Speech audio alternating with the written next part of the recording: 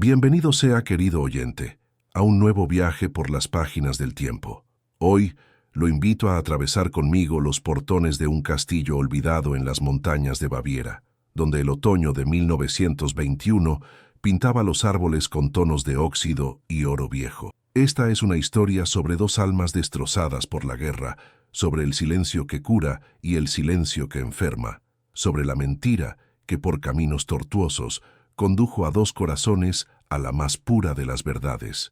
¿Qué sucede cuando un hombre decide fingir que está muriendo solo para descubrir que en realidad ya había olvidado cómo vivir? ¿Y qué sucede cuando una mujer, marcada por los horrores de los campos de batalla, encuentra en ese hombre quebrado un espejo de sus propias heridas? Antes de comenzar, cuéntame, ¿desde dónde me estás escuchando ahora? ¿De qué ciudad, de qué rincón del mundo traes tus oídos a esta historia? Déjalo en los comentarios. Me encantaría saber de dónde vienen las personas que se sientan conmigo alrededor de esta hoguera de palabras. Y si esta narrativa toca tu corazón, no olvides dejar tu like y suscribirte al canal. Cada gesto tuyo me ayuda a continuar contando estas historias que atraviesan el tiempo para recordarnos quiénes somos. Ahora, acomódate, respira profundo, deja el mundo afuera por unos minutos. Joe Taño, 1921-1922. Lugar, Castillo Steinberg, región montañosa de Baviera, Alemania. Villa de Thalheim, a los pies de las montañas donde la niebla duerme. Septiembre de 1921. El otoño llegó temprano aquel año, como si la propia naturaleza tuviera prisa por cubrir el mundo con su manto de melancolía. En las montañas de Baviera, donde los pinos se erguían como centinelas silenciosos, el castillo Steinberg yacía envuelto en brumas perpetuas, sus torres góticas recortando el cielo gris como dedos huesudos, apuntando hacia un dios que quizás había olvidado aquel lugar. El barón Ludwig von Steinberg despertó, como despertaba todos los días desde hacía 3 años, con el peso invisible de un cuerpo que ya no le pertenecía. A los 48 años, sus cabellos grises enmarcaban un rostro que otrora fuera considerado bello, pómulos pronunciados, ojos de un azul profundo como lagos de montaña, labios que un día supieron sonreír. Ahora, aquel rostro era apenas un mapa de arrugas precoces, surcos cavados no por el tiempo, sino por el dolor. Se levantó de la cama, con la lentitud de quien carga cadenas invisibles. La habitación, que antes respiraba la presencia de Matilde, sus frascos de perfume, sus cepillos de plata, el vestido de seda azul que ella dejaba sobre el sillón, ahora estaba despojada de todo. Ludwig había mandado remover cada objeto 3 años antes, cuando la gripe española se la llevó en apenas 6 días. 6 días. Era todo lo que la muerte había necesitado para transformar su vida en cenizas. El castillo que en tiempos de su padre y de su abuelo resonaba con música, risas y el tintineo de copas de cristal, ahora era un mausoleo. Los salones de baile permanecían cerrados. Las cortinas de terciopelo cubrían ventanas que no veían luz desde hacía estaciones. Los criados, los 23, fueron despedidos poco después del funeral. Solo quedó Frau Hedwig Moser, el ama de llaves que lo conocía desde niño, y que se negó a partir incluso cuando Ludwig, en uno de sus accesos de amargura, ordenó que se fuera. «El Señor puede despedirme», había dicho ella con aquella voz firme que no admitía réplica. Pero ¿quién va a garantizar que el Señor coma? ¿Quién va a impedir que este castillo se derrumbe sobre su cabeza? Y así, Hedwig se quedó, cuidando de un hombre que no quería ser cuidado, manteniendo viva una casa que insistía en morir. Aquella mañana de septiembre, Ludwig bajó las escaleras de piedra con la mano apoyada en el pasamanos de roble tallado. Su rodilla derecha, herencia de un fragmento de granada en la batalla del Somme, protestaba a cada escalón. Había sido oficial del ejército bávaro, condecorado 3 veces, herido 2. La guerra le había dado medallas y le había quitado la capacidad de creer en cualquier cosa que los hombres llamasen honor. En el comedor, Hedwig ya había puesto la mesa para uno, siempre para uno. El lugar de Matilde en el otro extremo de la mesa de caoba que acomodaba a 20 personas permanecía vacío, una silla de respaldo alto cubierta con un paño blanco, como una tumba. Ludwig se sentó y miró el café que se enfriaba frente a él. No tenía hambre, no tenía sed, No tenía nada más que aquel vacío que ocupaba el lugar donde antes existiera un corazón. Fue en ese momento cuando oyó el sonido de cascos en la alameda de piedra. Alzó los ojos hacia la ventana y vio el carruaje del doctor Ernst Hoffmann subiendo la colina, tirado por 2 caballos castaños que bufaban vapor en el aire frío de la mañana. Hoffmann, su único amigo, el hombre que había cosido su cuerpo en los campos de batalla y que, desde entonces, lo visitaba mensualmente para verificar si aún estaba vivo, o tal vez solo para confirmar que aún no se había rendido del todo. Minutos después, los 2 hombres estaban sentados en la biblioteca, rodeados de estantes que iban del suelo al techo, repletos de libros que Ludwig ya no leía. Una chimenea crepitaba en el rincón, lanzando sombras danzantes sobre sus rostros. Ernst Hoffmann tenía 58 años, cabello completamente blanco y ojos castaños que habían visto demasiada muerte para aún sorprenderse con cualquier cosa. Era un hombre corpulento, de manos grandes y sorprendentemente delicadas, manos que habían amputado miembros y sostenido las manos de moribundos con igual ternura. «Estás peor», dijo Hoffmann sin rodeos, observando al amigo por encima de la taza de té. Más delgado, más apagado. Ludwig se encogió de hombros, un gesto que se había convertido en su vocabulario principal. «La soledad», continuó el médico, «es una enfermedad, Ludwig, tan letal como cualquier infección. Te estás matando lentamente en este castillo». ¿Y cuál sería la alternativa? La voz del varón era ronca, poco usada. ¿Volver a Múnich? ¿Frecuentar los salones de la aristocracia decadente? ¿Oír viudas de guerra susurrando sobre posibles matrimonios ventajosos? «Compañía», dijo Hoffmann. «Necesitas compañía, alguien con quien conversar, alguien que te recuerde que aún existe un mundo allá afuera». Ludwig soltó una risa amarga, el sonido de piedras raspando unas contra otras. ¿Y quién vendría aquí, Ernst? ¿Quién elegiría voluntariamente esta tumba en las montañas? El médico se quedó en silencio por un momento, girando la taza entre los dedos. Entonces, con un brillo casi travieso en los ojos, algo que Ludwig no veía hacía años, murmuró: «Alguien que pensara que estás muriendo». El varón frunció el ceño. «Una enfermera», explicó Hoffmann. «Si estuvieras gravemente enfermo, necesitarías cuidados constantes. Alguien se quedaría aquí. Alguien estaría obligado a quedarse». Era una idea absurda, grotesca incluso. ¿Fingir una enfermedad terminal para conseguir compañía? ¿Qué tipo de hombre haría eso? «Un hombre desesperado», susurró una voz dentro de Ludwig. «Un hombre que prefiere una farsa a otro invierno solo». Aquella noche, acostado en su cama vacía, Ludwig von Steinberg tomó una decisión que lo cambiaría todo. Fingiría estar muriendo. Y tal vez, solo tal vez, encontraría una razón para vivir. Afuera, la lluvia comenzó a caer sobre el castillo, y en algún lugar de los pasillos oscuros, el viento gemía como un fantasma llamando por compañía. Octubre de 1921. El hospital municipal de Múnich olía a éter, sangre vieja y desesperación. En los pasillos estrechos, donde la luz de las lámparas de gas creaba sombras grotescas en las paredes descascaradas, los gemidos de los pacientes formaban una sinfonía de dolor que nunca cesaba, ni de día ni de noche. Anna Brenner conocía aquel sonido. Lo conocía tan bien que a veces olvidaba que existían otros sonidos en el mundo. A los 31 años, su rostro aún guardaba vestigios de una belleza delicada, ojos castaños almendrados, nariz fina, labios que en otra vida tal vez sonrieran con facilidad. Pero la guerra había grabado líneas en su frente, sombras bajo sus ojos, una rigidez en su mandíbula que hablaba de dientes apretados contra el horror. Trabajaba en el sector de veteranos. Los hombres que quedaron, los que volvieron sin piernas, sin brazos, sin ojos, sin cordura, eran fantasmas de uniforme, depositados en camas de hierro, olvidados por un país que prefería no recordar el precio de su derrota. Aquella mañana de octubre, Ana había cambiado los vendajes de 17 pacientes, sostenido la mano de 3 que lloraban como niños y limpiado el vómito de un joven. No podría tener más de 20 años, que despertaba gritando con pesadillas que nunca lo abandonarían. Cuando su turno terminó, caminó hasta el vestuario con pasos de autómata. Sus manos, rojas de tanto lavar, temblaban levemente mientras se desabotonaba el uniforme blanco manchado. En el espejo rajado sobre el lavabo, Vio su propio reflejo y no se reconoció. ¿Quién era aquella mujer?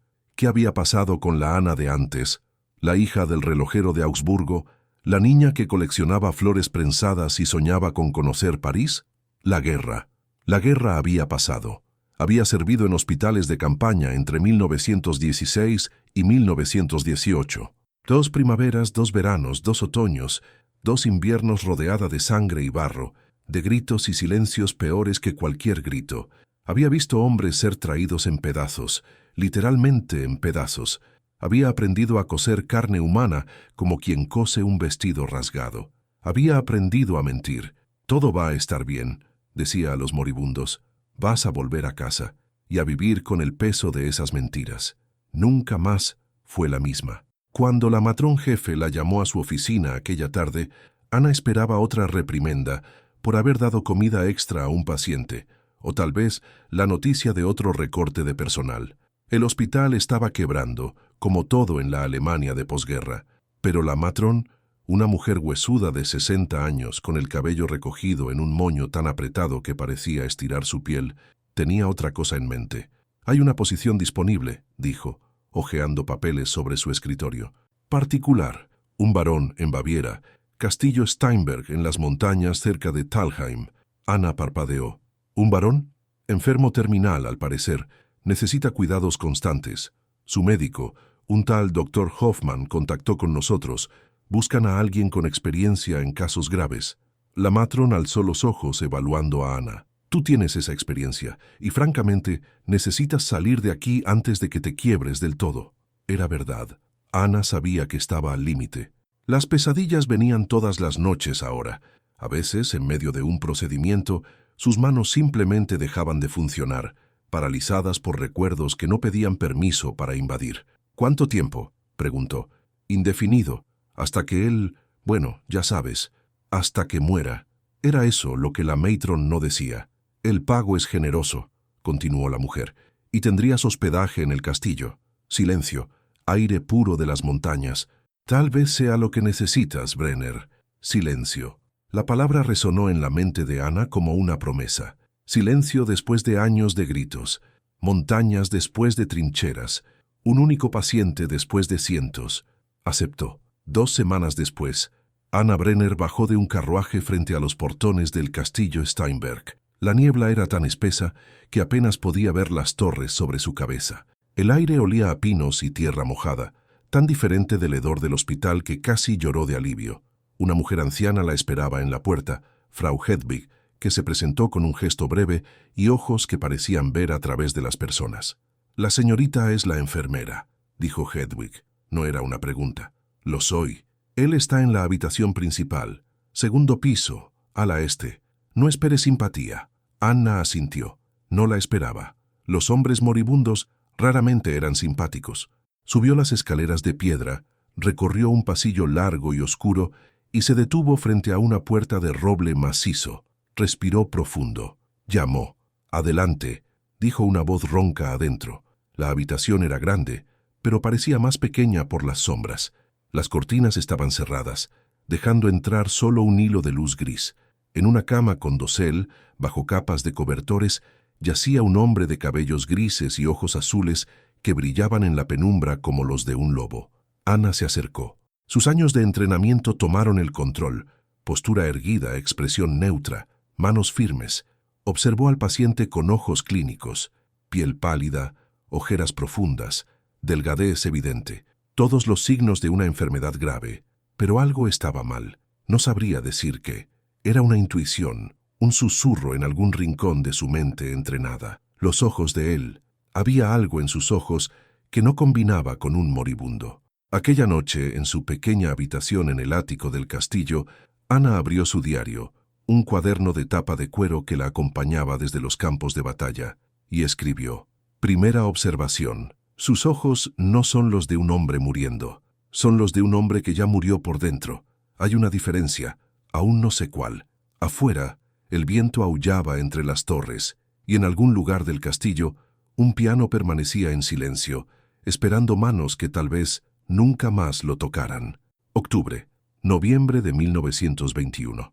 Las primeras semanas fueron hechas de silencios. Ana estableció una rutina. Despertaba a las 6 de la mañana, preparaba los medicamentos, placebos, aunque ella aún no lo sabía. Verificaba los signos vitales del varón, administraba caldos y tés que Hedwig preparaba en la cocina, y pasaba las tardes leyendo en el rincón de la habitación mientras Ludwig fingía dormir. Era un paciente difícil, no por agitación o quejas, sino por su rechazo absoluto a conectarse.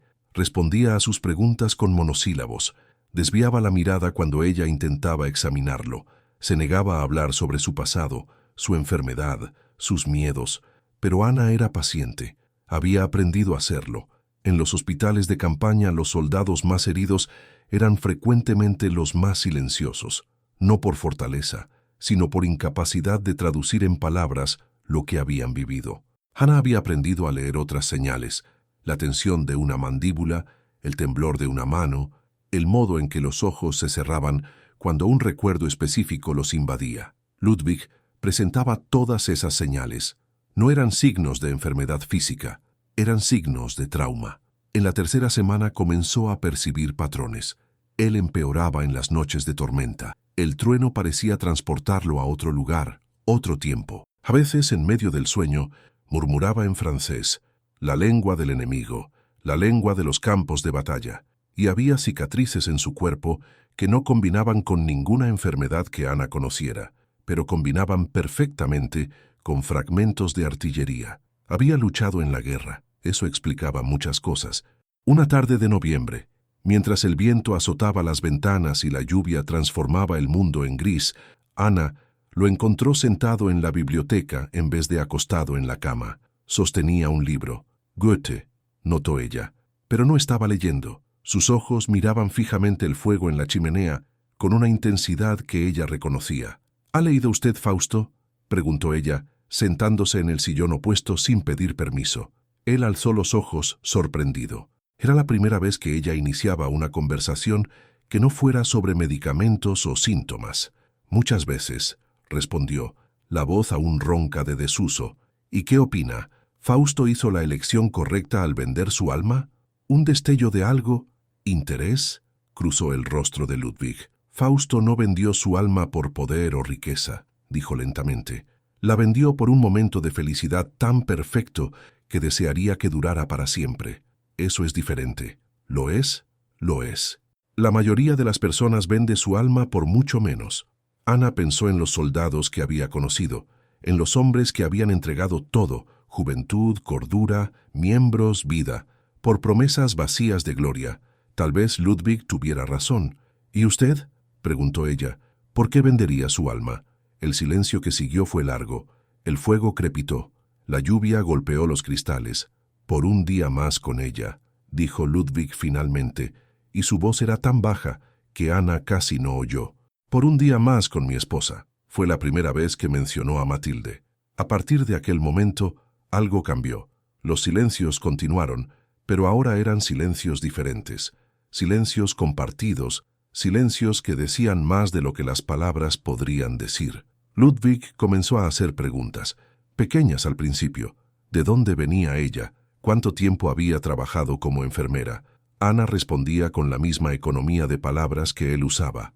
No por frialdad, sino porque había aprendido que la verdad, cuando es demasiado pesada, debe ser distribuida en dosis pequeñas.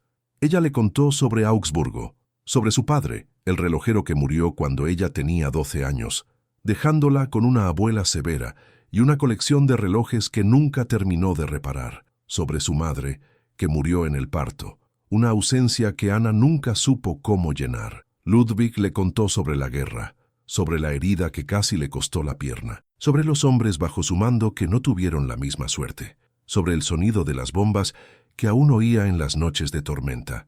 No hablaban sobre la enfermedad de Ludwig. Era un tema evitado por ambos, por razones que ni uno ni otro osaba examinar de cerca. Una noche, mientras Ana ajustaba las almohadas de Ludwig, sus manos se tocaron por accidente. Ambos retrocedieron como si hubieran sido quemados.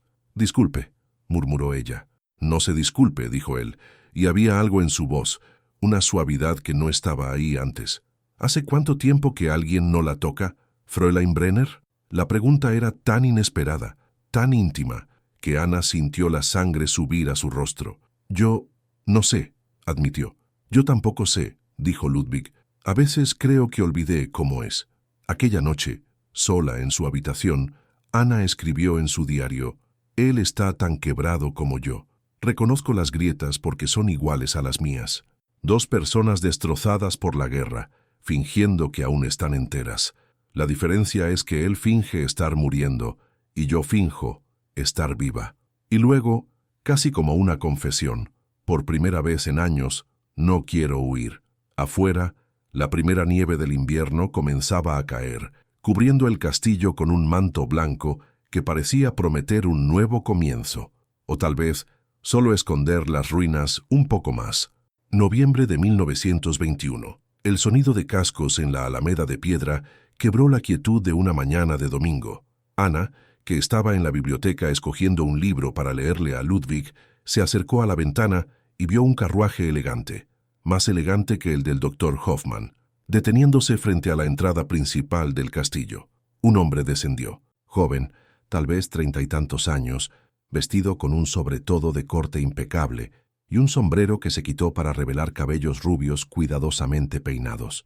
Había algo en él que recordaba a Ludwig, la forma del mentón, tal vez, o la postura erguida, pero donde Ludwig exhibía desgaste y melancolía, este hombre irradiaba una energía casi agresiva. «¿Quién es?», preguntó Ludwig, que se había levantado de la cama para espiar por la ventana al lado de Ana. «No sé», pero ambos pronto lo descubrirían.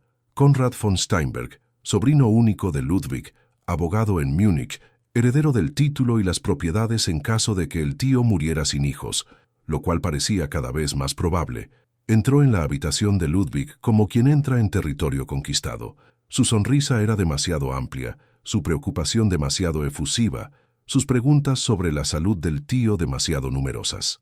«Querido tío», me exclamó, abrazando a Ludwig de un modo que hizo a Ana fruncir el ceño. «Cuando recibí la noticia, vine inmediatamente. ¿Por qué no me avisó antes? Podría haber conseguido los mejores médicos de Múnich». Ludwig, para sorpresa de Ana, respondió con una voz débil que ella nunca había oído antes. «No quise preocuparte, Konrad. Es solo cuestión de tiempo. Ahora».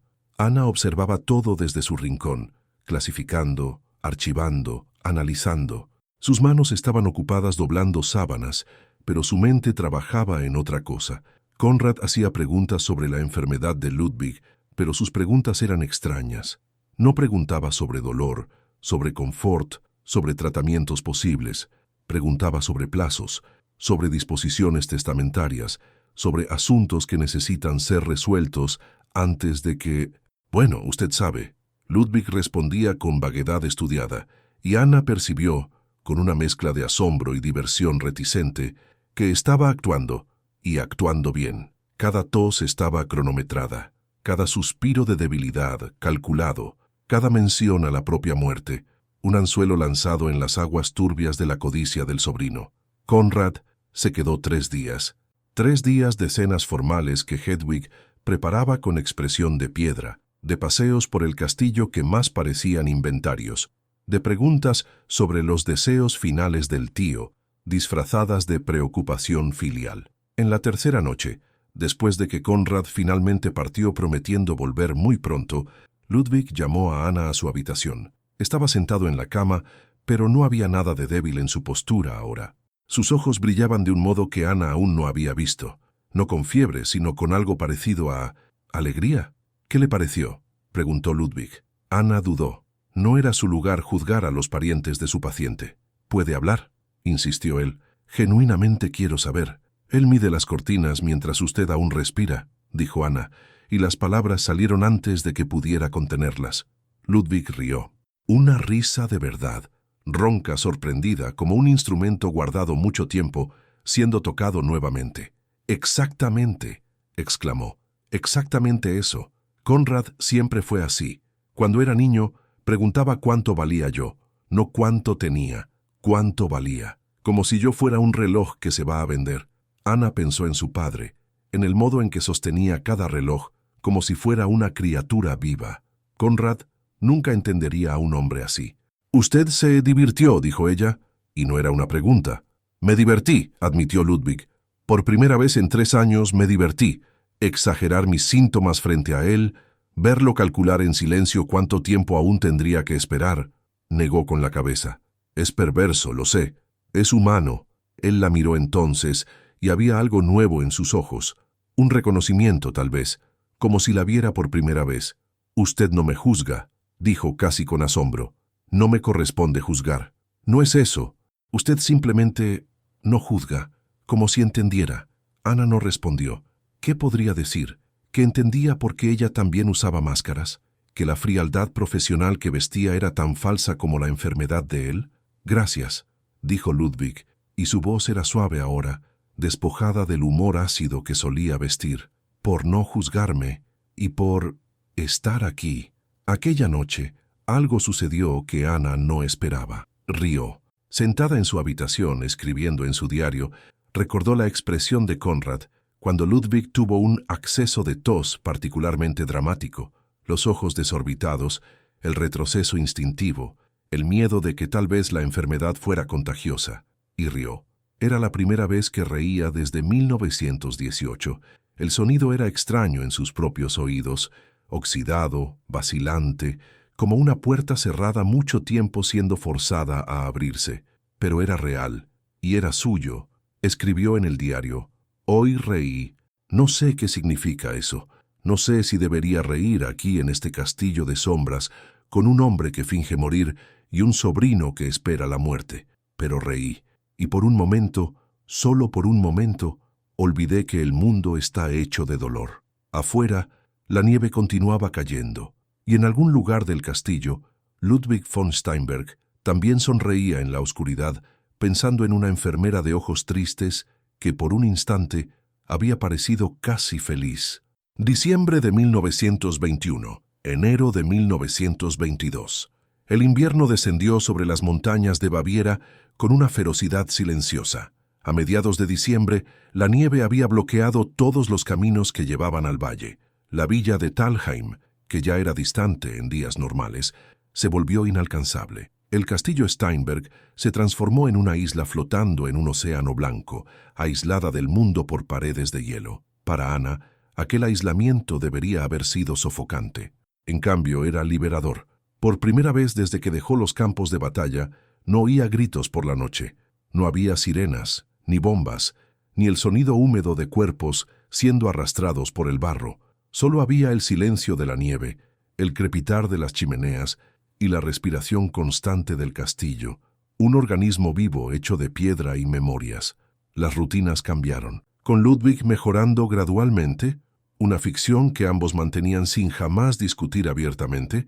Ana pasó a acompañarlo en paseos por los pasillos del castillo. Él se apoyaba en un bastón de madera oscura, pero ella notaba que lo usaba cada vez menos. Le mostraba los retratos de los ancestros, cada uno con su historia. El primer varón que construyó el castillo en el siglo XVII, la baronesa que fue amante de un compositor, el tío abuelo que desafió a Bismarck y pagó con el exilio. Ludwig lo narraba todo con una mezcla de orgullo e ironía, como quien cuenta historias de personas que conoció, pero de quienes ya no siente nostalgia. Pero había una habitación que él evitaba, una puerta en el segundo piso, siempre cerrada, que Ana había aprendido a no mencionar, hasta una tarde de diciembre, cuando la curiosidad venció a la prudencia. «¿Qué hay en esa sala?», preguntó ella, mientras pasaban por el pasillo. Ludwig se detuvo. Su rostro, que venía suavizándose en las últimas semanas, se endureció. «La colección», dijo, tras un largo silencio. «La colección de mariposas. Era de Matilde». Ana esperó. «Ella la empezó cuando éramos recién casados», continuó él, la voz distante. Pasaba horas catalogando, montando, etiquetando. Decía que las mariposas eran como pensamientos, demasiado bonitos para quedar sueltos, demasiado frágiles para ser tocados. Hizo una pausa. «No entro ahí desde que ella murió. Tal vez debería». Él la miró con algo parecido a rabia, o tal vez era miedo. «¿Por qué?». «Porque evitar el dolor no lo hace desaparecer, solo lo congela. Y las cosas congeladas, tarde o temprano, se derriten». Ludwig no respondió. Pero aquella noche, cuando Ana pasó por el pasillo camino a su habitación, la puerta de la sala de las mariposas estaba entreabierta. Entró. La habitación era pequeña, forrada de armarios de vidrio. En las paredes, Marcos empolvados exhibían mariposas de todos los colores, azules iridiscentes, amarillos vibrantes, negros aterciopelados con manchas rojas como gotas de sangre. Había un escritorio en el rincón, cubierto de papeles amarillentos, y un cuaderno abierto con una caligrafía femenina y elegante. Ludwig estaba sentado frente al escritorio, el cuaderno en las manos. No miró cuando Ana entró. Ella escribía sobre ellas, dijo él. Cada mariposa tenía un nombre, una historia. Esta de aquí, señaló una azul celeste. Ella la llamaba Esperanza. Dijo que era el color del cielo en días de promesa. Ana se sentó a su lado, en silencio. Le fallé, continuó Ludwig. Volví de la guerra quebrado. Me encerré en mí mismo. Ella intentaba alcanzarme y yo no la dejaba. Estaba tan ocupado muriendo por dentro que olvidé vivir por fuera. Las palabras flotaron en el aire, densas como la nieve de afuera. Todos le fallamos a alguien, dijo Ana finalmente. La guerra nos hizo eso. Nos transformó en fortalezas, pero las fortalezas son prisiones tanto como protecciones. Ludwig alzó los ojos hacia ella. Había lágrimas, las primeras que Ana le veía derramar. ¿Y usted?, preguntó. ¿A quién le falló? La pregunta era un espejo. Ana miró su reflejo y vio cosas que prefería mantener escondidas. Hubo un soldado, dijo ella, las palabras costando salir. Francés. Estaba muriendo. Herida abdominal. No había nada que hacer. Era casi un niño, 17 años tal vez. Pidió que me quedara con él, que sostuviera su mano, y me quedé. Hizo una pausa, respiró profundo, cantó, una canción de cuna, algo que su madre cantaba. Cantó hasta el final, y yo no dije nada. No sabía suficiente francés para consolarlo. Solo sostuve su mano mientras moría cantando para una madre que no estaba ahí. El silencio que siguió no era vacío. Estaba lleno de dolor compartido, de heridas reconocidas, de dos personas que finalmente osaban mostrar sus cicatrices. Usted se quedó, dijo Ludwig. Eso es lo que importa. Usted se quedó. Ana lo miró, y algo en su pecho, algo que estaba congelado hacía años, comenzó a derretirse. Usted también, dijo ella. Aún está aquí, aún se está quedando. Aquella noche, por primera vez, no se despidieron con formalidad. No hubo buenas noches, Herr Baron, o buenas noches, Fräulein Brenner. Solo hubo una mirada, larga, cargada de cosas no dichas, y un gesto de cabeza que significaba más de lo que cualquier palabra podría decir. Ana escribió en su diario: las murallas están cayendo, las de él y las mías. No sé si esto es peligroso o necesario. Tal vez sea ambas cosas. Tal vez toda curación comienza con una herida abierta al aire. Afuera, el invierno continuaba su asedio silencioso, pero dentro del castillo, algo cálido comenzaba a florecer, frágil como una mariposa, terco como la esperanza. Enero de 1922. El descubrimiento sucedió por accidente. Hannah estaba organizando la habitación de Ludwig. Él había insistido en mudarse a una habitación más pequeña y más calentada durante el pico del invierno, cuando un libro cayó de una pila que ella cargaba. Era delgado, encuadernado en cuero verde oscuro, con las iniciales MS grabadas en la tapa en letras doradas desteñidas. No debería haberlo abierto, lo sabía. Pero sus manos, movidas por una curiosidad que su ética profesional desaprobaba, hojearon las primeras páginas antes de que pudiera impedírselo.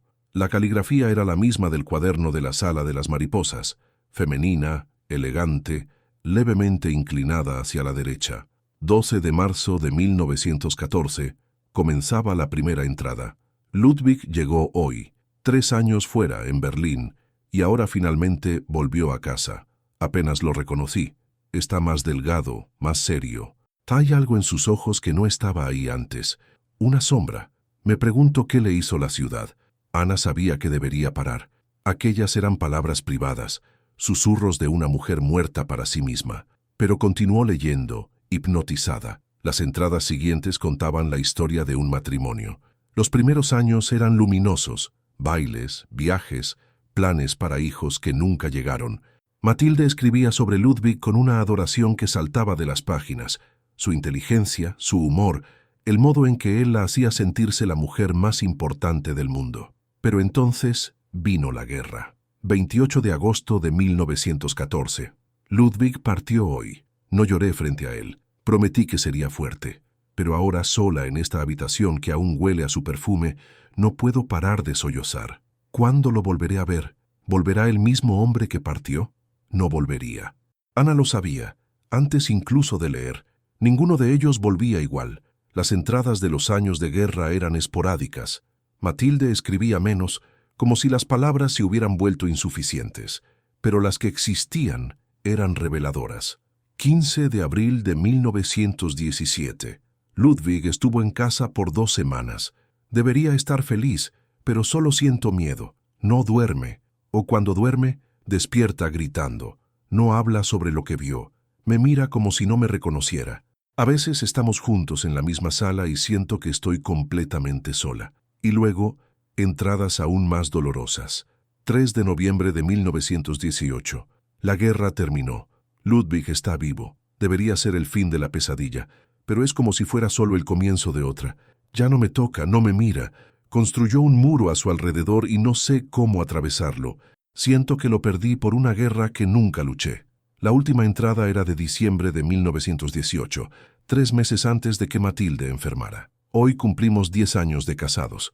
Preparé una cena especial, me puse mi mejor vestido, coloqué flores en la mesa. Ludwig lo olvidó.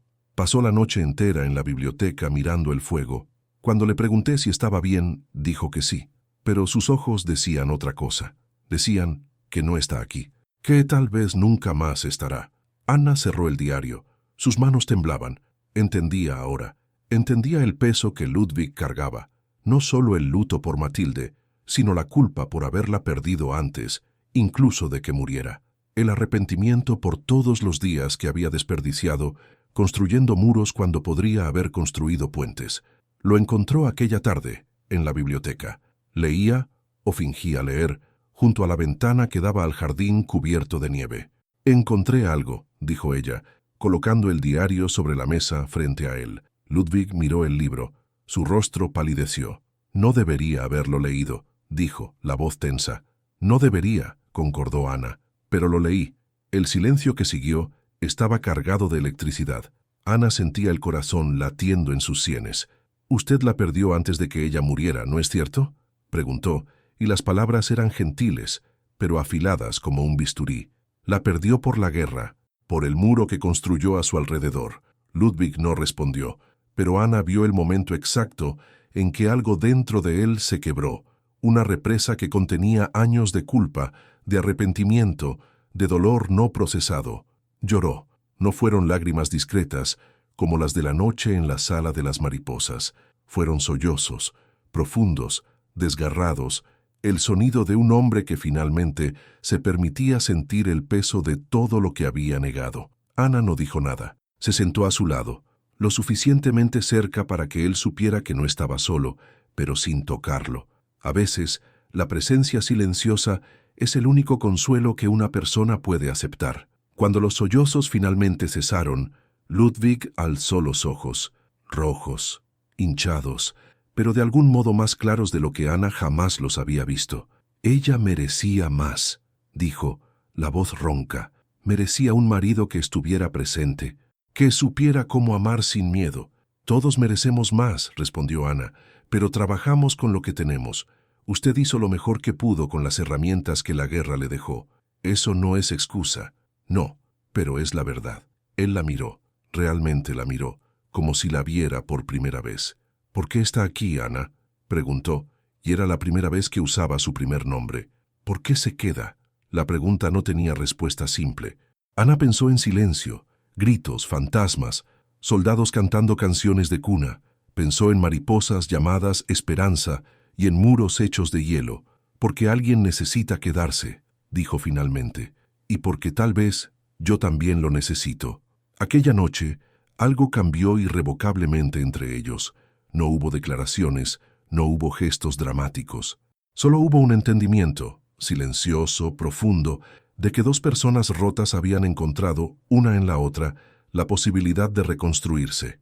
Ana escribió en su diario: «Lloramos juntos hoy. No sé qué significa eso para el futuro. Solo sé que, por primera vez en muchos años, no me siento sola». Afuera la nieve continuaba cayendo, pero dentro del castillo, dos almas comenzaban lentamente a descongelarse. 1 de enero de 1922. El paso del año llegó cubierto de nieve y silencio. Hedwig, que en los últimos meses había observado la transformación gradual de Ludwig con una mezcla de aprobación y desconfianza maternal, decidió que la ocasión merecía algo especial. Pasó el día entero en la cocina, preparando platos que no se hacían en el castillo desde antes de la guerra. Pato asado con cerezas, papas doradas con hierbas del jardín de verano que ella había secado, un strudel de manzana con la receta de la abuela de Ludwig. La mesa fue puesta en el pequeño salón de invierno, no en el vasto comedor que permanecía cerrado. Hedwig encendió velas por todas partes, en los candelabros de plata, en los alféizares de las ventanas, en las lámparas de pared. La luz temblorosa transformaba la habitación en algo salido de un cuento de hadas, dorado y cálido contra la oscuridad helada de afuera. Anna bajó a las 8 de la noche, vistiendo el único vestido que había traído además del uniforme, un modelo simple de seda azul oscuro que había pertenecido a su abuela. No era elegante según los estándares de la aristocracia, pero le sentaba bien a su cuerpo delgado, y el color hacía que sus ojos castaños parecieran más profundos. Ludwig la esperaba junto a la chimenea. También se había arreglado. Había cambiado la bata de enfermo por un traje oscuro que aún le quedaba, aunque más holgado de lo que debería. Estaba de pie, sin bastón, y Anna notó con sobresalto que era más alto de lo que ella había imaginado. En los meses de enfermedad, siempre lo había visto acostado o encorvado. «Estás...» Él no terminó la frase, pero sus ojos decían lo que las palabras no conseguían. «Usted también», respondió Anna, y sintió el rubor subir por su cuello. La cena fue silenciosa, pero no del silencio vacío de los primeros días. Era un silencio cómodo, puntuado por miradas que duraban un segundo más de lo que deberían, por sonrisas que surgían en las comisuras de los labios y desaparecían antes de completarse. Hedwig lo sirvió con una eficiencia que no disimulaba enteramente su observación. Cuando se retiró a la cocina, dejándolos solos con el strudel y el vino caliente, había en sus ojos algo parecido a aprobación. La medianoche se aproximaba. Ludwig se levantó y fue hasta la ventana. La luna, casi llena, iluminaba el paisaje nevado con una luz plateada. El mundo de afuera parecía otro planeta, inmóvil, eterno, completamente ajeno a las tragedias y esperanzas humanas. «Solíamos dar fiestas de Año Nuevo», dijo él sin volverse. El castillo entero encendido, 100 invitados, una orquesta en el salón de baile. Matilde adoraba bailar. Anna se unió a él junto a la ventana. Sus reflejos se superponían al vidrio, fantasmas contra la nieve. «¿Y usted? ¿Le gustaba bailar?» «Me gustaba verla bailar. Ella se movía como si no hubiera gravedad, como si pudiera flotar en cualquier momento». Hizo una pausa. «No bailo desde entonces». El reloj en el rincón de la sala marcaba 5 minutos para la medianoche. «Ya casi es la hora», dijo Anna solo por decir algo. Ludwig se volvió hacia ella. Sus ojos azules, a la luz de las velas, parecían casi negros. «Baila conmigo», dijo. No era una pregunta. Tampoco era una orden. Era algo entre las dos cosas. Un pedido, una oferta, una mano extendida a través de un abismo. «No hay música», observó Anna. «Está el viento», respondió él. «Escucha». Y había, de hecho. El viento aullaba en las torres del castillo, un sonido grave y ondulante que, si cerrabas los ojos y te entregabas a él, casi podría ser un vals. Ludwig le ofreció la mano. Anna dudó por solo un momento antes de aceptarla. La mano de él era cálida, sorprendentemente cálida para alguien que fingía estar muriendo. Sus dedos se entrelazaron con los de ella con una firmeza que hablaba de certeza, no de enfermedad. Comenzaron a moverse. No era un baile verdadero. No había los pasos precisos de un vals vienés, ni la elegancia de años de práctica. Era algo más primitivo, más honesto. Dos cuerpos oscilando juntos al ritmo del viento, al ritmo de sus propios corazones. Anna sentía el calor de él a través de la tela fina de su vestido.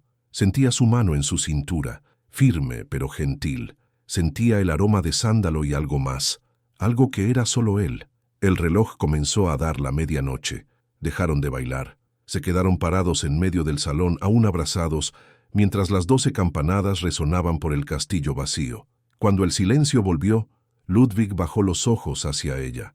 Estaban tan cerca que Anna podía ver cada línea de su rostro, cada hebra gris en sus sienes, cada sombra de dolor y esperanza en sus ojos. «Feliz Año Nuevo, Anna», dijo él, y su voz era un susurro. «Feliz Año Nuevo», respondió ella. Él se inclinó. Por un momento infinito sus labios flotaron a centímetros de los de ella. Ana sintió la respiración de él en su piel, cálida y vacilante.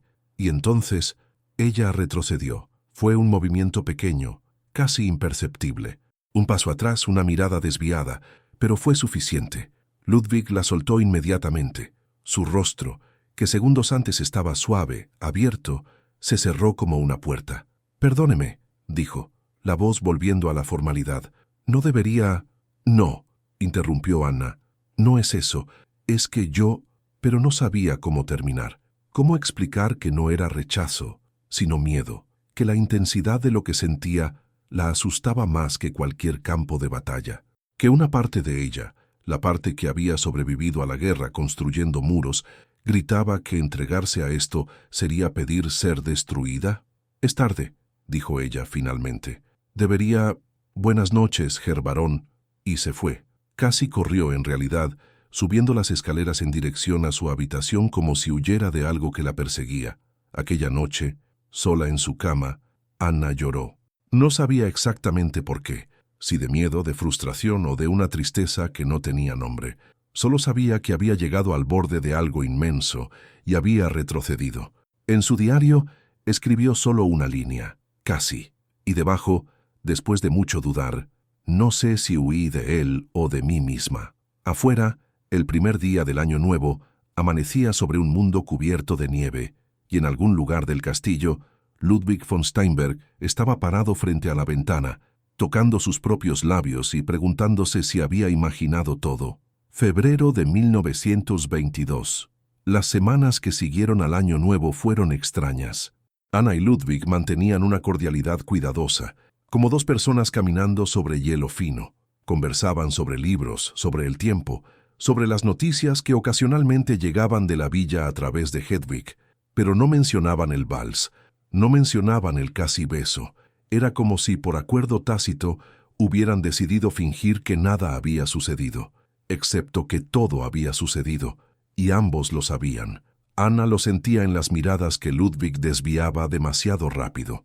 Lo sentía en sus propias manos, que temblaban levemente cuando ajustaba las cobijas de él. Lo sentía en el modo en que su corazón se aceleraba cada vez que entraba en la habitación y lo encontraba mirándola. La enfermedad de Ludwig, irónicamente, parecía estar empeorando. Pasaba más tiempo en cama, se quejaba de dolores que Anna no conseguía localizar, rechazaba comidas. Ella debería estar preocupada. Una enfermera competente estaría preocupada, pero algo no encajaba. Anna comenzó a prestar más atención. Observó el modo en que Ludwig se movía cuando pensaba que no estaba siendo observado, sin la rigidez de un enfermo, sin el cuidado de alguien con dolor. Notó que sus manos, supuestamente temblorosas de debilidad, sostenían libros por horas sin cansarse. Percibió que su piel, aunque pálida, no tenía la palidez seria de la enfermedad verdadera, y entonces vino la noche de febrero. Anna despertó a las 3 de la madrugada con un sonido que no conseguía identificar. Se levantó, se puso la bata y caminó por los pasillos oscuros del castillo, siguiendo el sonido hasta su origen. Venía de la sala de música, una sala que, según Hedwig, permanecía cerrada desde la muerte de Matilde. La puerta estaba entreabierta. Una luz de vela temblaba adentro. Anna se acercó en silencio. A través de la rendija vio algo que hizo que su corazón se detuviera.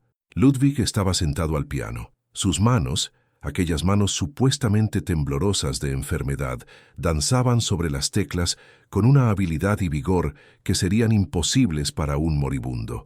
La música que emergía era Chopin, uno de los nocturnos, reconoció Anna, aunque no sabía cuál.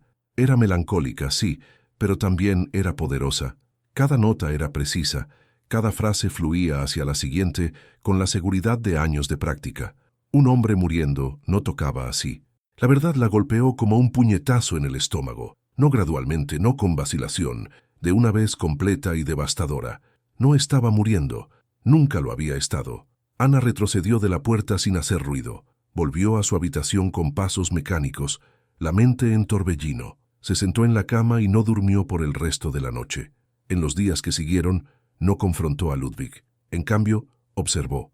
Catalogó, reunió evidencias como un detective armando un caso. La debilidad que mejoraba siempre que Hedwig o el Dr. Hoffman no estaban cerca. Los accesos de tos que surgían convenientemente cuando había testigos. Los medicamentos que ella preparaba y que, ahora que prestaba atención, parecían tener menos efecto del que deberían, o ningún efecto. Encontró los frascos en un cajón escondido en la habitación de Ludwig.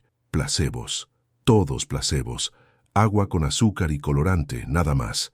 La rabia que crecía dentro de ella era inmensa. Había sido usada, manipulada, traída a este castillo bajo falsas premisas, hecha de tonta por un aristócrata aburrido que decidió jugar a morirse. Pero junto con la rabia había otra cosa, una pregunta que no la dejaba en paz. ¿Por qué? ¿Qué tipo de hombre finge estar muriendo? ¿Qué tipo de soledad? ¿Qué tipo de desesperación lleva a alguien a ese extremo? Y la pregunta que más dolía, ¿qué más había sido falso? Las conversaciones, las miradas, el vals, los sentimientos. Hannah escribió en su diario aquella noche, las palabras casi rasgando el papel de tan presionadas. Descubrí la verdad. Él mintió, sobre todo, y yo, que juré nunca más confiar en nadie, caí como una tonta. La peor parte no es la mentira, es que una parte de mí aún quiere creer que no todo fue farsa, y eso me hace más tonta todavía. No sabía qué hacer con ese descubrimiento. ¿Confrontarlo? ¿Partir inmediatamente? ¿Fingir que no sabía y dejar que la farsa continuara? La respuesta vino no de su mente, sino de su corazón, aquel órgano traidor que había intentado silenciar por tantos años. Necesitaba saber, necesitaba oírlo de él, necesitaba entender, y necesitaba, sobre todo, decidir si lo que sentía era real, y si había alguna posibilidad de que lo que él sentía también lo fuera. La noche del confrontamiento estaba llegando, y con ella todo cambiaría. Afuera el invierno comenzaba a aflojar su agarre. La nieve se derretía lentamente, revelando la tierra negra debajo.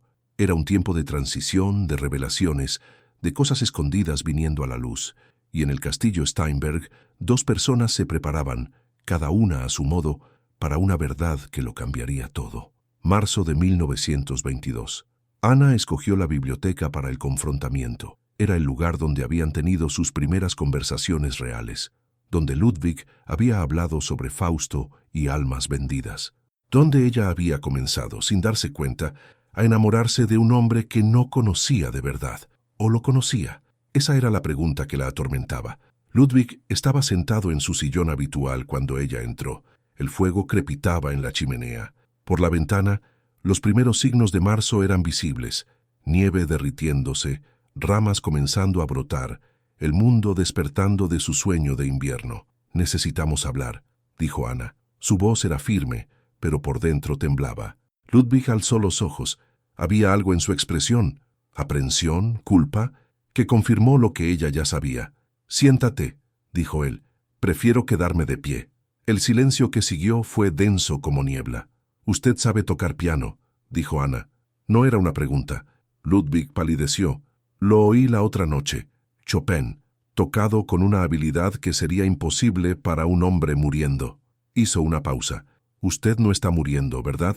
Por un largo momento, Ludwig no respondió.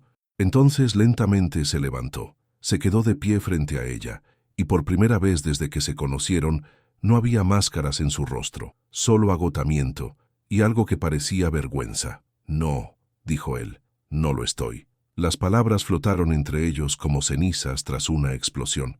«¿Desde el principio?», preguntó Anna. «¿Desde el principio? ¿Los medicamentos? ¿Placebos? ¿El Dr. Hoffman?» Sabía todo. Fue idea de él, en realidad. Una broma que yo llevé en serio. La rabia que Anna había estado conteniendo explotó. «¿Una broma?». Su voz subió quebrándose. «Dejé mi vida en Múnich. Dejé a mis pacientes, pacientes de verdad, que realmente estaban muriendo, para venir a cuidar a un hombre que estaba fingiendo.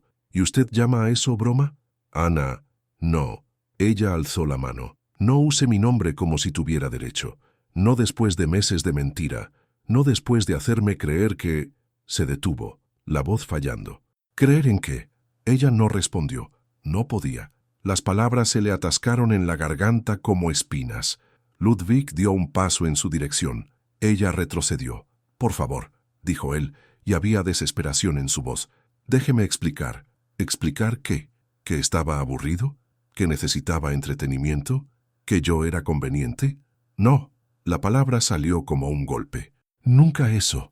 Él se pasó la mano por el cabello, un gesto que Ana conocía bien ahora, que significaba que se estaba forzando a decir algo difícil. «Estaba muriendo», dijo él, «no de enfermedad, de soledad, de culpa, de todos los demonios que traje de la guerra y que no conseguía silenciar». Hizo una pausa. 3 años solo en este castillo, Ana. 3 años despertando cada día y preguntándome por qué debería molestarme en continuar. La farsa fue un modo de tener a alguien aquí, alguien obligado a quedarse. «¿Y qué cambió?», preguntó ella, la voz aún dura, pero con una fractura casi imperceptible. Ludwig la miró. Sus ojos estaban brillando, no de fiebre, sino de algo mucho más peligroso. «Tú», dijo, «tú cambiaste». Comencé fingiendo que estaba muriendo, y entonces, sin planear, sin esperar, encontré una razón para vivir. El silencio que siguió fue diferente de todos los otros. Era un silencio preñado, lleno de posibilidades no nacidas. «Tú», repitió Ludwig, «no la farsa, no la compañía. Tú, tu fuerza, tu delicadeza escondida, el modo en que entiendes cosas que no necesito explicar, el modo en que me haces querer ser mejor de lo que soy». Ana sintió lágrimas correr por su rostro. No sabía cuándo había comenzado a llorar. «¿Cómo puedo creer en eso?», preguntó, y su voz era un susurro. «¿Cómo puedo creer en cualquier cosa después de tanta mentira?». Ludwig no respondió inmediatamente. En cambio, hizo algo inesperado. Se arrodilló, no como un amante pidiendo la mano, no como un penitente buscando perdón. Era algo más simple, más vulnerable. Un hombre colocándose, literalmente, por debajo de la mujer a quien había herido. «No pido que creas», dijo él. «Pido solamente que no te vayas esta noche. Dame tiempo para probar. Dame la oportunidad de ser digno de la confianza que destruí». Ana lo miró. Aquel hombre orgulloso de rodillas, aquel varón arrodillado como un siervo, aquel soldado herido ofreciendo su rendición. Y ella hizo la cosa más difícil que jamás había hecho. «No», dijo. Ludwig cerró los ojos. El dolor en su rostro era visible, crudo. «Me voy mañana», continuó Ana. Necesito pensar, necesito descubrir qué es real, lo que tú sientes, lo que yo siento. No puedo hacer eso aquí, contigo mirándome de ese modo». Se volvió y caminó hasta la puerta. Se detuvo en el umbral. «Si lo que dijiste es verdad», dijo sin volverse, «si realmente quieres ser digno de confianza, pruébalo, no con palabras, con acciones. Encuentra algo más grande que tú mismo, y entonces tal vez podamos conversar nuevamente». Salió. A la mañana siguiente, antes de que el sol tocara las torres del castillo, Anna Brenner partió en un carruaje en dirección a Múnich. No miró hacia atrás.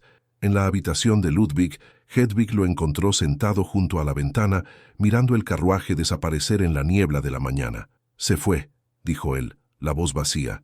«Sí», respondió Hedwig, «tiene razón en odiarme». «Probablemente». Ludwig se volvió para mirar al ama de llaves. En sus ojos, por primera vez en años, había algo más que dolor. Había determinación. «¿Qué hago ahora?». Hedwig pensó por un momento. Entonces, con la sabiduría de quien conocía a aquel hombre desde que era un bebé, dijo lo que ella pidió. «Encuentra algo más grande que tú mismo y prueba que eres digno de ella». Afuera, la primavera se aproximaba, y con ella la posibilidad, frágil como un brote, terca como la esperanza, de un nuevo comienzo. Marzo de 1922. Con Ana fuera, el castillo volvió a ser lo que era antes, un mausoleo. Ludwig vagaba por los pasillos como un fantasma, ya no fingiendo, ahora genuinamente perdido. La ausencia de ella pesaba en cada habitación. La biblioteca parecía vacía sin sus preguntas. El salón de invierno donde habían bailado era ahora solo un espacio frío y silencioso. Hedwig observaba todo con ojos preocupados. Conocía a aquel hombre desde que usaba pañales y nunca lo había visto así, ni siquiera después de la guerra, ni siquiera después de Matilde. Había algo nuevo en su sufrimiento ahora, algo que parecía extrañamente esperanza frustrada.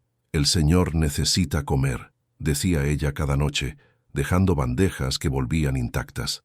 «El señor necesita dormir», decía cada mañana, encontrándolo despierto, mirando por la ventana. Pero Ludwig no escuchaba. Estaba perdido en un laberinto de arrepentimiento, intentando encontrar la salida. Y entonces, Conrad llegó.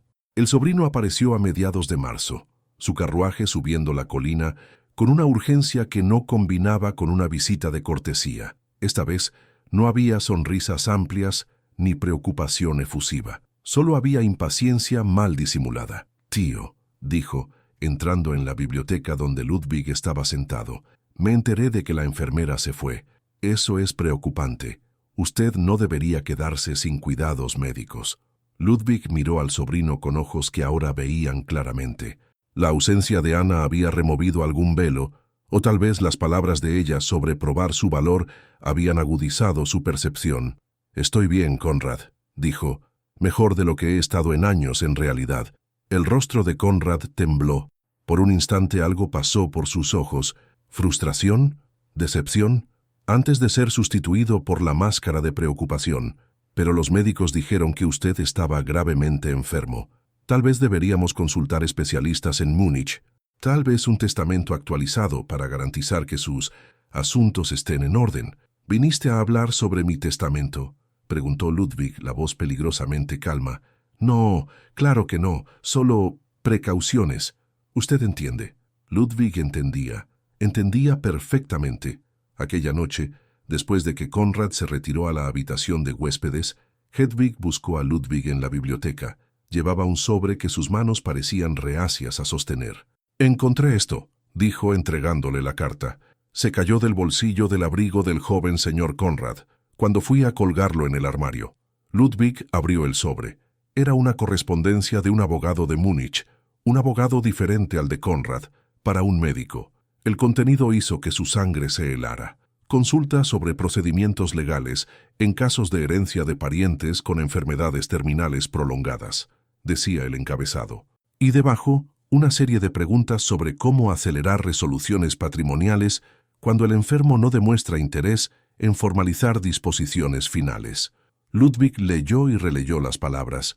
No eran evidencias de nada ilegal, estrictamente hablando, pero eran evidencias de algo tal vez peor, una impaciencia fría, calculada, ante la perspectiva de una muerte que demoraba demasiado. Su propio sobrino, el niño que él había cargado en hombros en fiestas de Navidad, el joven cuyos estudios él había financiado, el hombre que era, por sangre, su pariente más cercano, y que aparentemente no veía la hora de verlo bajo tierra.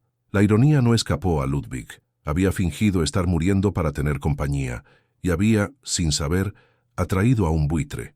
Pero la revelación trajo algo más, una claridad. Casi había muerto de verdad, no de la enfermedad inventada, sino de la soledad real, de la culpa que lo consumía, del muro que había construido a su alrededor. Y si hubiera muerto así, habría muerto sin nunca haber hecho nada de valor, sin nunca haber usado su posición, su riqueza, sus privilegios para ayudar a nadie más que a sí mismo. Ana tenía razón. Necesitaba encontrar algo más grande. A la mañana siguiente, Ludwig despidió a Conrad con una frialdad que el sobrino no esperaba. «No necesito tus visitas, Conrad», dijo él en la puerta del castillo. «Cuando haya algo que discutir, mi abogado se pondrá en contacto. Pero, tío, vuelve a Múnich y no vengas más sin ser invitado». El rostro de Conrad se contorsionó. Rabia, indignación, la máscara finalmente cayendo. Pero no dijo nada. Entró en su carruaje y partió, dejando solo el eco de cascos en el aire frío de la mañana. Ludwig se quedó parado en la entrada del castillo por un largo tiempo después de la partida del sobrino. El sol de marzo brillaba débil en el cielo aún invernal. La nieve casi toda se había derretido. El mundo estaba cambiando, y él necesitaba cambiar también. «Hedwig», dijo, volviéndose hacia el ama de llaves que lo observaba desde la puerta, «voy a necesitar un carruaje para Múnich, mañana». «¿Múnich, señor?» «Sí», y por primera vez en mucho tiempo había algo parecido a propósito en su voz. «Hay algunas cosas que necesito hacer, y una persona que necesito encontrar». Afuera, la primavera continuaba su llegada lenta pero inevitable, y en el corazón de Ludwig von Steinberg algo semejante estaba sucediendo. Un deshielo, un renacimiento, una esperanza terca que se negaba a morir. Abril de 1922. Múnich en abril era una ciudad de contrastes. En los barrios ricos, la vida continuaba casi como antes de la guerra. Cafés elegantes, carruajes pulidos, mujeres en vestidos de moda paseando por los parques en flor. Pero en las calles más pobres, las heridas del conflicto aún supuraban. Veteranos mutilados mendigaban en las esquinas. Niños esqueléticos rebuscaban en botes de basura. La inflación devoraba el marco alemán, transformando ahorros de toda una vida en papel sin valor. Ludwig atravesó esos dos mundos en un solo día. Había llegado la víspera, hospedándose en un hotel modesto en vez de en la mansión de la familia, vendida después de la guerra para pagar deudas que su padre había dejado. Durante la noche, apenas había dormido. No por incomodidad, sino por ansiedad. Hoy encontraría a Anna, si ella quería ser encontrada. Investigar su paradero no había sido difícil. Un varón aún tenía conexiones. Aún podía hacer preguntas que otros no osaban. Había descubierto que Anna había retomado su trabajo, pero no en el hospital municipal. Ahora trabajaba en un lugar llamado Haus der Hoffnung, Casa de la Esperanza, un hospital improvisado para veteranos de guerra sin recursos, financiado por donaciones y operado casi enteramente por voluntarios. Ludwig encontró la dirección en una calle estrecha del distrito de Giesing, uno de los más pobres de la ciudad. El edificio era un antiguo almacén convertido, paredes de ladrillo manchadas de humedad, ventanas que apenas cerraban, un letrero pintado a mano sobre la puerta. Entró. El interior era caótico y lleno de vida. Docenas de camas improvisadas ocupaban el espacio, cada una con un veterano en varios estadios de recuperación, o en algunos casos apenas de espera. Enfermeras y voluntarios se movían entre las camas, y había un zumbido constante de actividad, de voces, de cubiertos contra platos de estaño. Y ahí estaba ella. Anna usaba un uniforme blanco manchado de uso, el cabello recogido en un moño desarreglado, ojeras profundas bajo los ojos. Estaba cambiando el vendaje de un hombre sin una pierna, conversando con él en voz baja mientras trabajaba. Ludwig se detuvo en la entrada, incapaz de moverse. Ella parecía más delgada de cuando partió del castillo, más cansada, pero había algo en su rostro que él no había visto antes. No en el hospital de Múnich, no en los pasillos oscuros del Steinberg. Había propósito, había vida. Como si sintiera su mirada, Anna alzó los ojos. Su rostro pasó por varias emociones en rápida sucesión, sorpresa, confusión, tal vez rabia, antes de asentarse en una neutralidad cautelosa. Terminó lo que estaba haciendo, dijo algo al paciente y caminó en dirección a Ludwig. «¿Qué estás haciendo aquí?», preguntó. Su voz no era hostil, pero tampoco era acogedora. «Vine a buscarte». «¿Por qué?». Era una pregunta simple que exigía una respuesta compleja. Ludwig respiró profundo. «Dijiste que encontrara algo más grande que yo mismo», dijo. «Y lo encontré, o mejor, tú me lo mostraste». Hizo un gesto abarcando el espacio a su alrededor, las camas, los pacientes, las enfermeras sobrecargadas. «Esto», dijo, «es esto lo que quiero hacer. Quiero ayudar». Anna se quedó en silencio por un largo momento, estudiándolo. «¿Ayudar cómo?», preguntó finalmente. «De cualquier modo que pueda. Dinero para empezar. Tengo más del que necesito, más del que jamás usaré. Pero no solo eso». Hizo una pausa. «Una vez me dijiste que había construido muros para protegerme. Dijiste que las fortalezas son prisiones. Tenías razón, y yo estoy cansado de ser prisionero». Algo pasó por el rostro de Anna, una sombra de suavidad, rápidamente suprimida. «No estoy pidiendo perdón», continuó Ludwig. «No merezco perdón. Estoy ofreciendo ayuda, sin condiciones, sin expectativas. Tú me salvaste de mí mismo, Anna. Déjame ayudarte a salvar a otros». Anna lo miró por un largo momento. Después miró al hospital a su alrededor, las paredes descascaradas, los equipos insuficientes, los pacientes que llegaban más rápido de lo que podían ser atendidos. «Hay un consultorio en el fondo», dijo ella finalmente. «Podemos hablar ahí». Conversaron por horas. Ludwig le contó sobre Conrad, sobre la carta que había encontrado, sobre la claridad que el descubrimiento le había traído. Le contó sobre el viaje a Múnich, sobre la decisión de usar su fortuna para algo más allá de mantener un castillo vacío. Le contó sobre los planes que había comenzado a hacer, un sanatorio para soldados traumatizados, un lugar donde pudieran encontrar paz.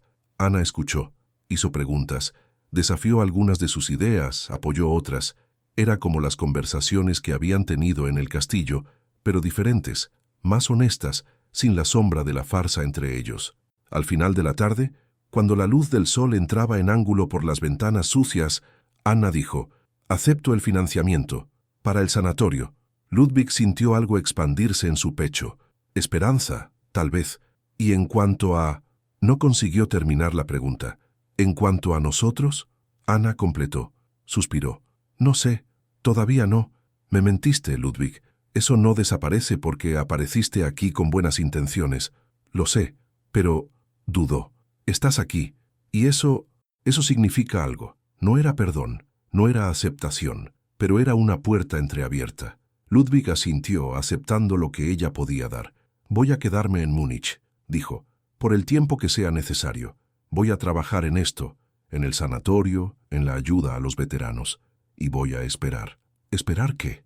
Él la miró, aquella mujer extraordinaria que había atravesado el infierno y salido con el alma intacta. «Esperar que decidas si podemos empezar de nuevo». Anna no respondió. Pero antes de que él saliera algo sucedió. Ella extendió la mano y le tocó el brazo. Un toque leve, casi vacilante. «Gracias», dijo. «Por venir, por intentar». Era poco, y era todo. Afuera, la primavera de Múnich explotaba en flores y promesas, y dos corazones heridos comenzaban lentamente a encontrar el camino de vuelta uno al otro. Mayo de 1922. Las semanas que siguieron fueron de trabajo. Ludwig alquiló un apartamento modesto cerca del Haus der Hoffnung y se sumergió en una vida que nunca había imaginado para sí mismo. Despertaba temprano, vestía ropas sencillas y pasaba los días en el hospital improvisado haciendo lo que fuera necesario, cargando suministros, limpiando pisos, conversando con pacientes que no tenían a nadie más que los escuchara. Al principio, su presencia causó extrañeza. Un varón, trabajando como voluntario en un hospital de caridad. Los otros voluntarios lo miraban con desconfianza, esperando que la novedad pasara, que él volviera a su vida de privilegios. Pero no volvió. Semana tras semana, Ludwig aparecía. Sus manos que habían empuñado espadas y firmado documentos importantes, ahora sostenían las manos de hombres moribundos. Sus oídos, que habían oído conciertos en Viena y debates políticos en Berlín, ahora oían las pesadillas de soldados que no conseguían olvidar lo que habían visto. Anna observaba. Observaba cuando él pasaba horas con un veterano que había perdido el habla, comunicándose a través de gestos y expresiones. Observaba cuando llegaba con comida de su propio bolsillo para pacientes que no tenían qué comer. Observaba cuando, en una noche de tormenta que hizo que la mitad de los pacientes despertaran gritando, él permaneció de pie hasta el amanecer, calmando a cada uno de ellos. El Ludwig que ella había conocido en el castillo, el hombre amargado, cínico, escondido detrás de máscaras y mentiras, estaba desapareciendo. En su lugar surgía alguien diferente, alguien que ella apenas había vislumbrado en las conversaciones nocturnas, en los momentos de vulnerabilidad, alguien que ahora libre de la farsa estaba finalmente convirtiéndose en quien podría haber sido desde el principio. No conversaban mucho más allá de lo necesario para el trabajo, pero los silencios entre ellos cambiaron. Ya no eran silencios de desconfianza o dolor, eran silencios de reconocimiento, de dos personas que se observan, se evalúan y lentamente deciden si pueden confiar nuevamente. El proyecto del sanatorio avanzaba. Ludwig había contratado arquitectos y encontrado un terreno en las afueras de la ciudad, una antigua propiedad con jardines extensos y vista al campo. Sería un lugar de curación, no de contención. Un lugar donde soldados traumatizados pudieran reencontrar la paz que la guerra les había robado. Cuando llegó la hora de escoger un nombre, Ludwig dudó. Había pensado en varias opciones, nombres de santos, de generales, de conceptos abstractos, pero ninguno parecía correcto. Fue Anna quien, sin querer, dio la respuesta. Estaban revisando planos del nuevo edificio en una noche de mayo, sentados uno al lado del otro en una mesa llena de papeles. El silencio era cómodo, el tipo de silencio que solo existe entre personas que no necesitan palabras para entenderse. «A Matilde le gustaría esto», dijo Anna de repente. «Lo que estás haciendo, el hombre en que te estás convirtiendo». Ludwig la miró sorprendido. Era la primera vez que ella mencionaba a su difunta esposa desde el descubrimiento del diario. ¿Tú crees?, preguntó. Sé que sí. Ella escribió sobre ti, sobre el hombre que eras antes de la guerra, gentil, generoso, lleno de sueños. Ana hizo una pausa. Ese hombre no murió, Ludwig, solo se escondió. Y ahora está volviendo. Ludwig pensó en eso por un largo momento. Pensó en Matilde, en cómo la había decepcionado, en cómo nunca tendría la oportunidad de hacer las paces, pero tal vez hubiera otro modo de honrarla. Sanatorio Matilde Brenner, dijo él de repente. Ana frunció el ceño. ¿Qué? El nombre. El sanatorio debería llamarse Matilde Brenner, pero ese es mi apellido. Lo sé. Ludwig se volvió hacia ella. Matilde fue la mujer a quien intenté amar, pero con quien fallé. Brenner es el nombre de la mujer que me mostró cómo ser mejor. Juntos, representan todo lo que quiero que este lugar sea, un tributo al pasado y una promesa para el futuro. Ana se quedó en silencio por un largo tiempo. Cuando finalmente habló, su voz estaba embargada. Eso es, Ludwig, no sé qué decir. No necesitas decir nada. Hizo una pausa. No estoy pidiendo nada a cambio. Solo quiero que sepas que me cambiaste, que sin ti yo seguiría muriendo en aquel castillo. Y ahora, respiró profundo. Ahora estoy vivo, realmente vivo, por primera vez en más tiempo del que puedo recordar. La inauguración del sanatorio fue fijada para finales de mayo. Era un día de sol, uno de esos días de primavera alemana que parecen prometer que el mundo puede ser bueno. El edificio estaba decorado con flores y una pequeña multitud se había reunido. Médicos, enfermeras, voluntarios y algunos de los veteranos que serían los primeros pacientes. Ludwig hizo un breve discurso, agradeciendo a todos los que habían hecho posible el proyecto. No se mencionó a sí mismo, no habló de su fortuna o posición. Habló solo del trabajo que necesitaba hacerse y de las personas que lo harían. Ana estuvo a su lado durante todo el evento. No como enfermera, no como empleada, como igual. Habían trabajado juntos en esto lado a lado y ahora cosechaban juntos los frutos.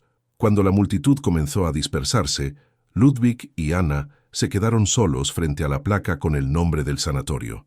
Sanatorio Matilde Brenner, leyó Ana en voz alta. Todavía no me acostumbro. Yo tampoco, admitió Ludwig. Y entonces, casi vacilante, pero me gusta cómo suena. Ella lo miró. Había algo diferente en sus ojos ahora. Ya no desconfianza, ya no dolor. Había algo más suave, más abierto. Ludwig, dijo ella, y era la primera vez en semanas que usaba su nombre así, sin distancia, sin formalidad. Sí, todavía tengo miedo. Yo también, pero respiró profundo. Probaste. Hiciste lo que te pedí. Encontraste algo más grande. Te convertiste en alguien que yo dudó. Alguien que yo podría aprender a amar. De verdad, sin mentiras. Las palabras flotaron entre ellos como mariposas en un jardín de primavera. Podemos ir despacio, dijo Ludwig. Tan despacio como necesites. Ana sonrió, una sonrisa pequeña, vacilante, pero real. Despacio suena bien. Se quedaron ahí, uno al lado del otro, mirando el sanatorio que habían construido juntos. No se estaban tocando, no se estaban besando, pero había una promesa en el aire, frágil como un brote, terca como la esperanza. ¿Todavía estoy muriendo?, preguntó Ludwig suavemente.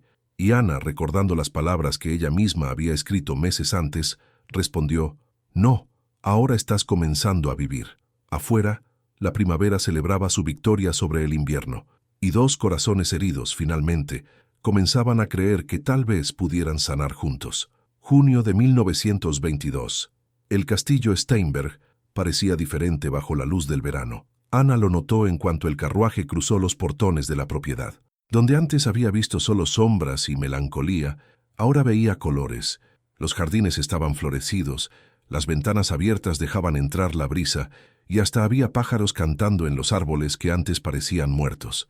Ludwig la había invitado a pasar un fin de semana en el castillo. No habían vuelto ahí desde la partida de Ana, 4 meses antes. Ambos necesitaban hacer esto, revisitar el lugar donde todo comenzó, ahora que eran personas diferentes. Hedwig los esperaba en la puerta. El ama de llaves, que raramente demostraba emoción, tenía lágrimas en los ojos cuando vio a Anna bajar del carruaje. «Fräulein Brenner», dijo, y su voz temblaba levemente. «Bienvenida de vuelta». «Hedwig», Ana abrazó a la mujer mayor, sorprendiéndose a ambas. La extrañé. Y yo a usted, querida. Y yo a usted. El castillo por dentro también había cambiado. O tal vez era Ana quien lo veía con ojos nuevos. Los pasillos ya no parecían opresivos. Parecían antiguos, llenos de historia. La biblioteca, donde ella y Ludwig habían tenido tantas conversaciones, estaba iluminada por la luz del sol que entraba por las ventanas abiertas. Y la sala de las mariposas, Ludwig la llevó hasta allá en la primera tarde. Ana contuvo la respiración al entrar, recordando la última vez. Las lágrimas de Ludwig, el diario de Matilde, todo lo que había seguido. Pero la sala también estaba diferente. Las cortinas habían sido abiertas. La luz del sol inundaba el espacio, haciendo brillar las alas de las mariposas enmarcadas como joyas. Y en el rincón, donde antes había solo el escritorio empolvado de Matilde, ahora había algo nuevo, un marco. Dentro de él una única mariposa, azul celeste, el color del cielo en días de promesa. Esperanza, dijo Ludwig, parado al lado de Ana. Era así como Matilde la llamaba, ¿recuerdas? Recuerdo. Dejé esta sala cerrada por 3 años porque no conseguía enfrentar los recuerdos, pero ahora hizo una pausa. Ahora entiendo que los recuerdos no son enemigos, son partes de quienes somos. Y Matilde, ella forma parte de quien soy, siempre lo hará. Ana lo miró.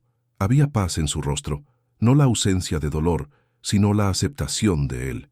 Hiciste las paces, dijo ella. Lo estoy intentando.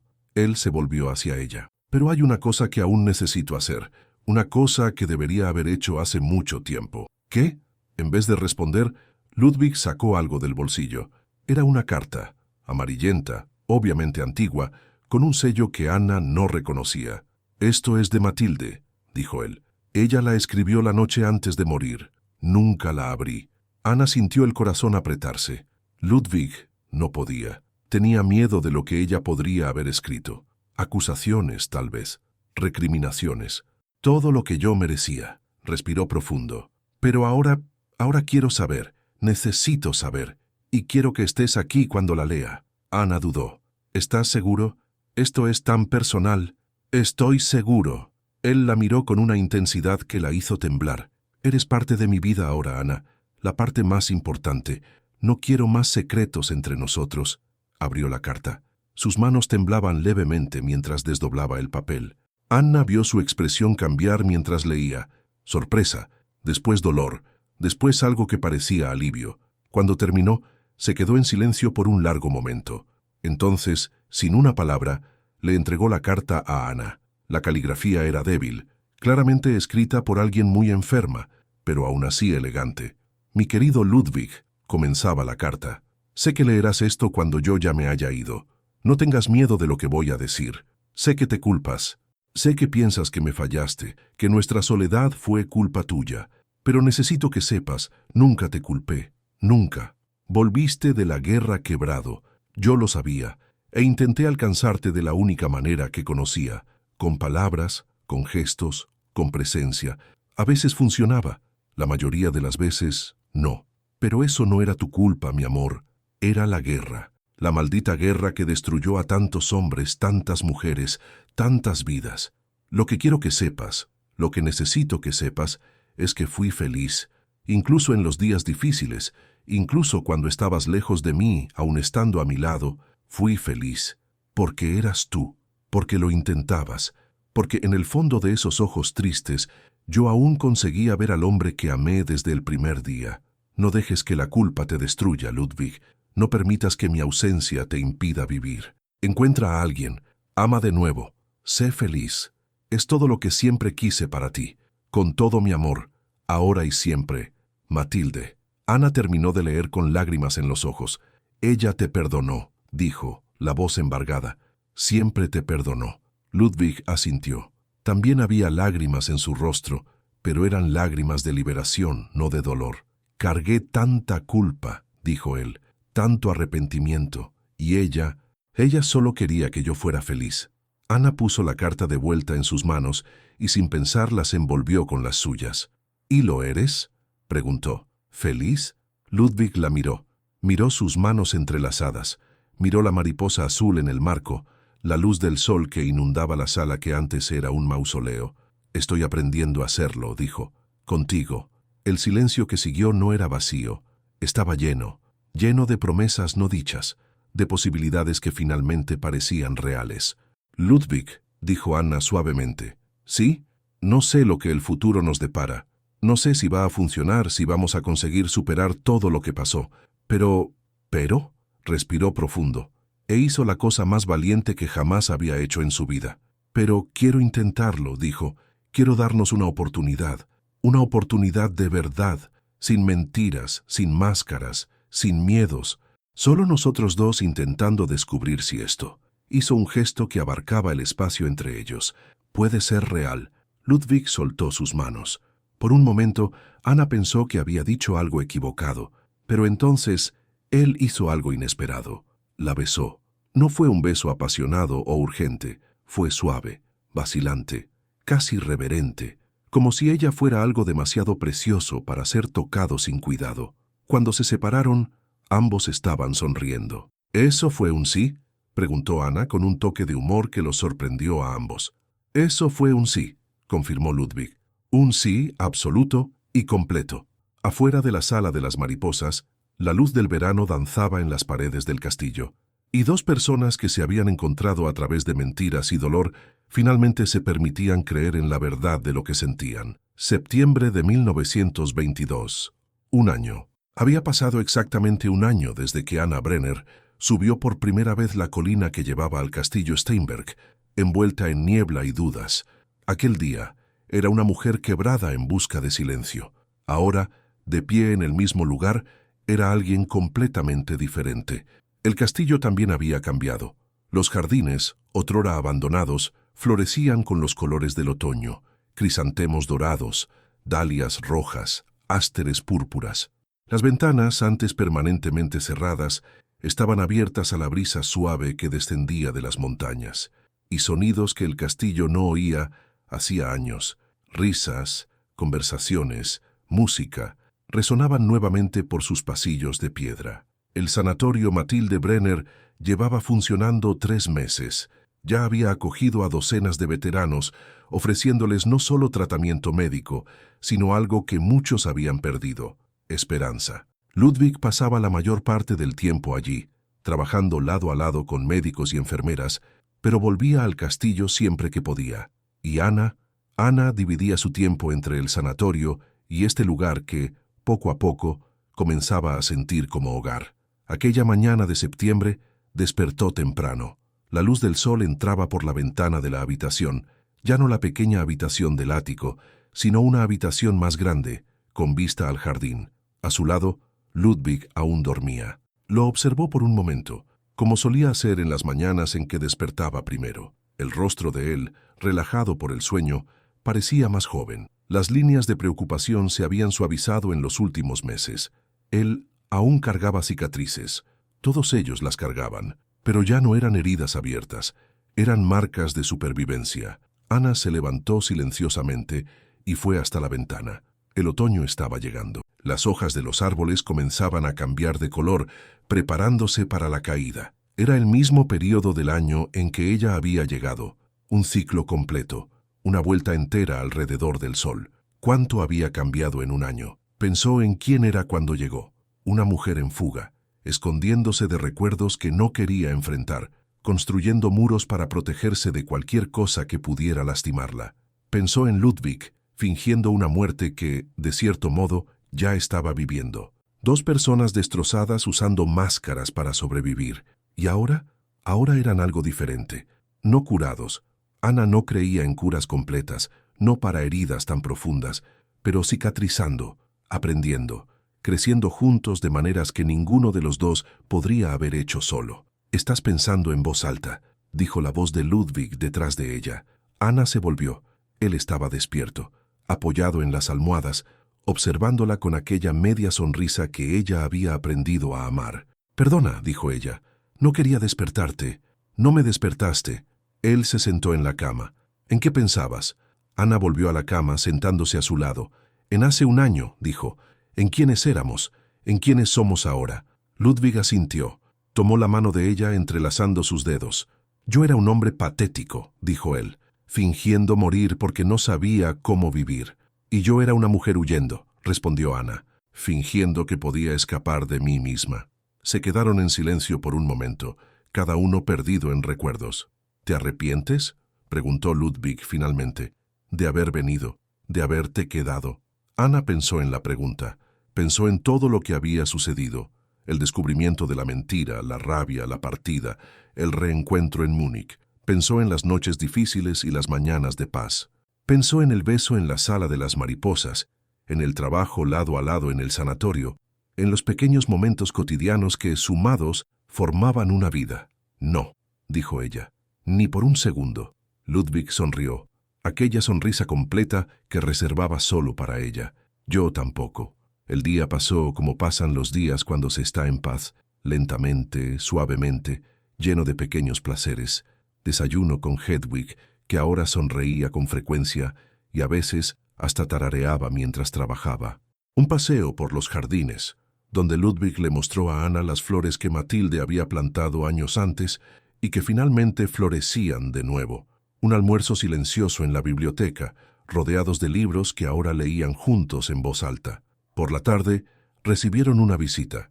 El doctor Ernst Hoffmann subió la colina en su carruaje habitual, pero esta vez no venía solo. Traía noticias del sanatorio. Buenas noticias, dijo, con una sonrisa que hacía que su rostro arrugado pareciera más joven.